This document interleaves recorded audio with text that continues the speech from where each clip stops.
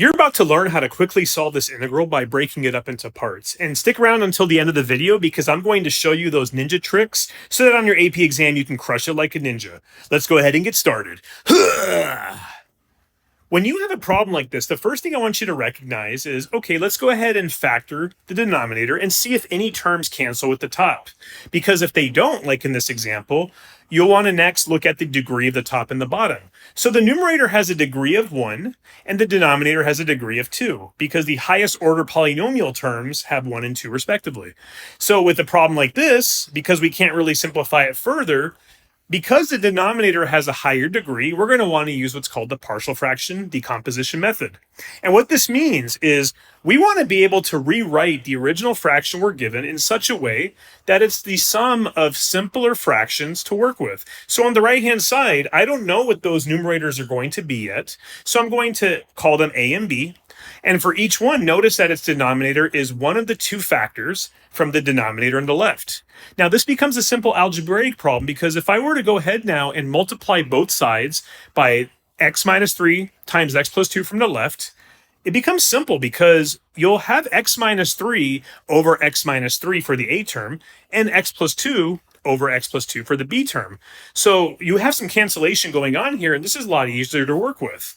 And when you expand this further by multiplying through all your terms, you're going to notice that, hey, on the left-hand side, I have a 3 in front of an x.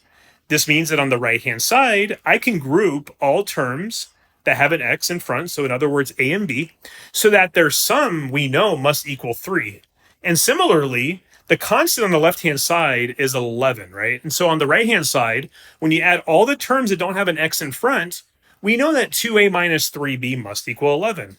And this is pretty self-explanatory. This is just a system of equations. I'm going to go ahead and multiply the top one by 2 on both sides. That way, when I subtract them, the a terms will cancel. And this is pretty simple, right? This is 5b equals negative 5, telling us that b must equal negative 1. And then when we go and choose one of the original equations, and we plug in what b is, we're going to find that a is simply 4. Now, going back to the original problem, what this means is that when you have 3x plus 11 over x squared minus x minus 6, it's the same as the sum of these partial terms, the integral of 4 over x minus 3 dx plus negative 1 over x plus 2 dx. Because if you remember from the top, that left integral is using a equals 4, and the right one is using b equals negative 1.